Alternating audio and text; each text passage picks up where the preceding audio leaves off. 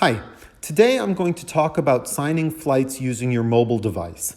The scenario here is that you've just finished a lesson and you're debriefing with your instructor, so you two are face to face. And so that's actually a really common scenario in which to sign a flight.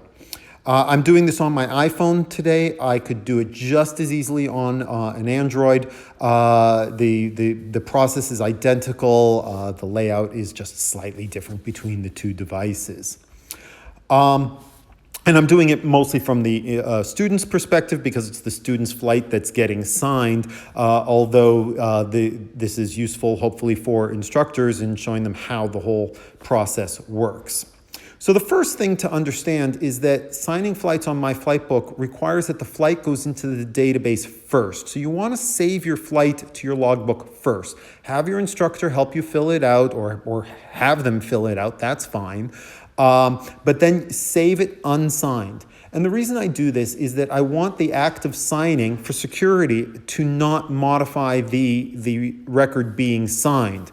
That way there's no opportunity for tampering somehow between the start of the signing process and actually writing it to the database. So the flight gets written into the database and then the signature gets applied on top of that without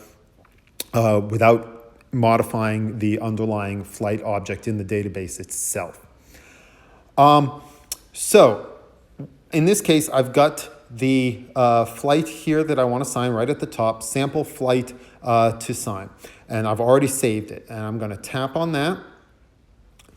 And that's going to show me the details of the flight, very simple flight here, 1.2 hours. You'll notice in the lower left corner, there's an option that says sign. So I'm going to tap that. And that's going to start the process. Now, there are really two scenarios for how to sign face-to-face. In one scenario, this is a one-off relationship. I'm getting checked out in an airplane at an FBO, or I otherwise don't have a relationship with the instructor. The other one is where I actually do have a relationship with the instructor. So let me show the ad hoc one first, the one where this is just sort of a one-off. So where it says choose an instructor, it says new instructor, super. I could tap that and I could pick from existing instructors, but here I'm gonna do new instructor, and I'm going to tap next. And I get a little caveat here that basically says, hey, it's possible for you to self-sign. Please tell me that you're not self-signing. You could, of course, do this with a paper logbook. It's unethical, it's dishonest, but the paper logbook can't do anything to prevent you doing that. In this case, I want to sort of cover my butt a little bit as the developer here. So I'm going to say I agree, and I'm going to tap next. And you'll see I now see the details of the flight and information for the instructor. This is where you now hand the phone over to the instructor, and they would fill in their name. My name is Eric. My email is not really Eric BE at My Flight, but if this is going up on YouTube, I'm not going to use a real email address. I'm putting any comments in. Nice job. I'm put in my certificate 1, 2, 3, 4, 5 CFI. I can pick an expiration date. June 30th is fine. And you'll notice now there's this big box here where it says signature. This is why you need an iPhone or an Android here, but you can scribble a signature such as you can. If you want to try again, you can hit the little clear box. And then, even though I said I wasn't going to sign the flight, I'm going to sign the flight just to show it's a demo flight, and this is for the purposes of a demo. And I say sign flight. It says the flight has been successfully signed. And that's all there is to it. I could click back and I'm on the flight. I click back, and now you see how the flight now has a little certificate on it. That says it has a valid signature.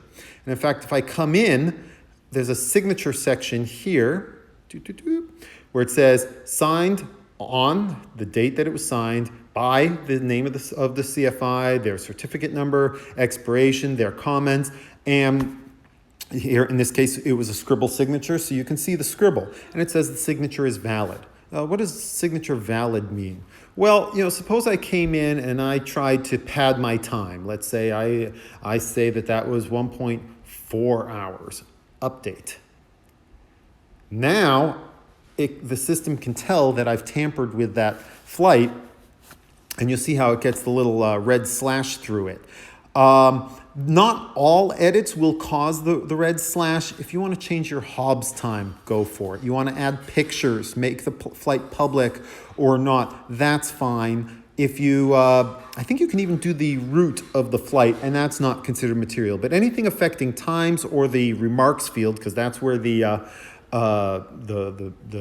CFI has put their comments typically, those are considered serious edits, and that will invalidate the signature. But of course, if I just edit that back, I've now reverted it to what was signed. So the system has a copy of, here's the flight as it was when it was signed, and it can compare it to the flight as it is right now and decide whether or not the flight has been tampered with.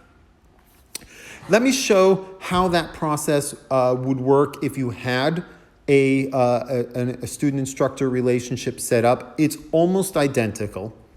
It's actually more secure. So here I'm going to pick a different flight. I'm going to say sign again. Same process, but in this case I'm going to pick an existing instructor.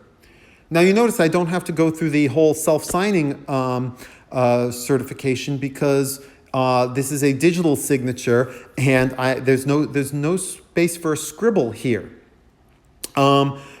Instead, I again pass my phone or tablet off to my instructor, and they provide their password. And so that's where the extra security comes from, is because they have to authenticate themselves. So there's 2 layers of authentication.